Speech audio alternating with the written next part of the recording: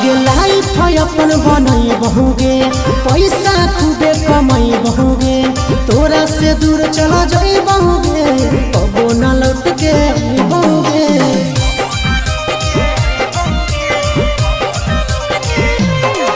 आगे लाइफ अपन बनई बहुगे, पैसा खूबे कमाई बहुगे, तोरा से दूर चला जाई बहुगे, कबो न लौट के बहुगे। सागर बेदर्दी से बले धीनत तोड़ गे,